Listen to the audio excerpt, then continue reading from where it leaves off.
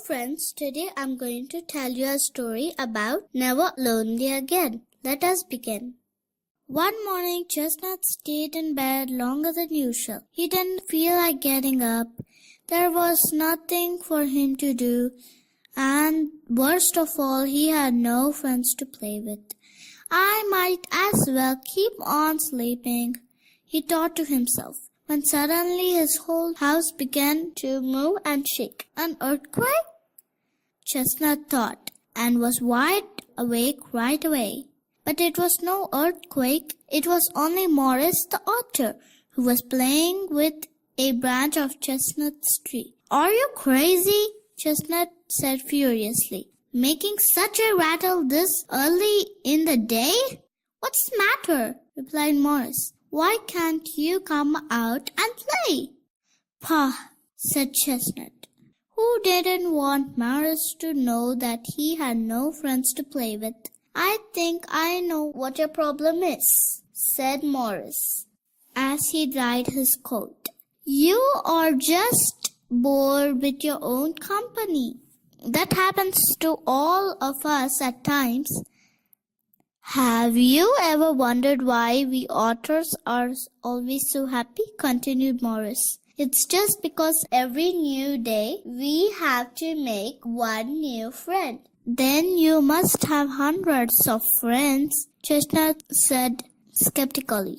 "Oh, maybe even more than that," said Morris. "Come along, I'll show you some of my pals." Chestnut didn't believe Morris for a moment, but he was curious enough to go along with him. "Look here, these are some of my friends," said Morris, and he jumped into the middle of a patch of flowers. "But these are just dumb flowers," cried Chestnut. "They are not friends." "Why not? Aren't they lovely with their nice smell? Look at them. They all seem to smile at us." "Someone who smiles at me is my friend," insisted Morris. "Now let's try to catch a butterfly," Morris said. "They can be very tricky friends." Chestnut still thought Morris was silly, but he liked catching butterflies. Whenever Morris caught a butterfly, he immediately set it free again. "We can't keep a friend locked up," he said, laughing, and Morris pointed to a row of rocks leading across the river. "These friends are more fun than a bridge." Chestnut wasn't quite sure. Chestnut jumped from stone to stone. He had nearly made it to the other side of the river when he slipped and fell into the water.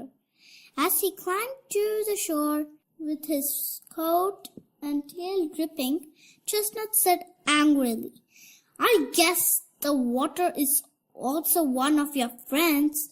"Of course," Morris said with a laugh. "No reason to be upset. Water can be fun. Come on, watch me."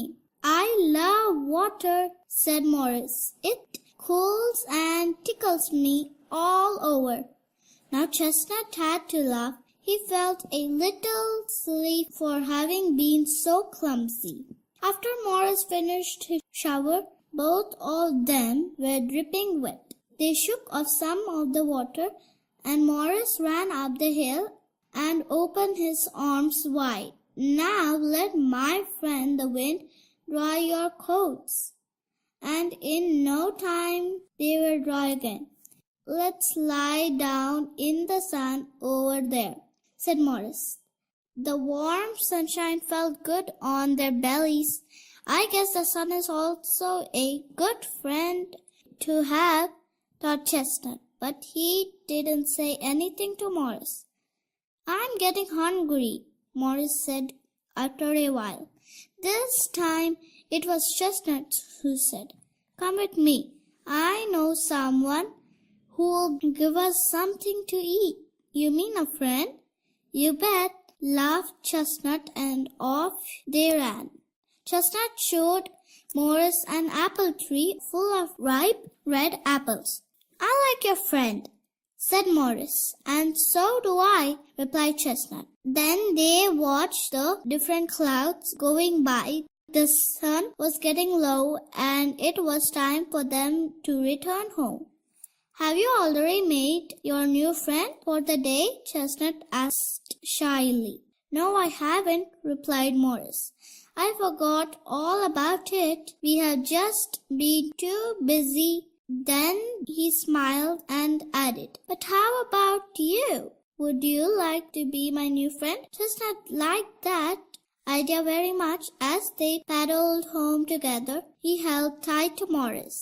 When the two friends said good night to each other, "I'll see you in the morning," said Morris. "I'll still want you to meet my friends, the bears, the rabbits, and the raccoons." And with that, he disappeared in the water.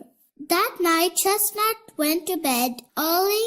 He set his alarm clock to make sure he wouldn't oversleep the next morning. After all, he couldn't disappoint all the friends who would be waiting for him. Thank you, friends. Hope you like the story. Please share, like, and subscribe if you like my channel.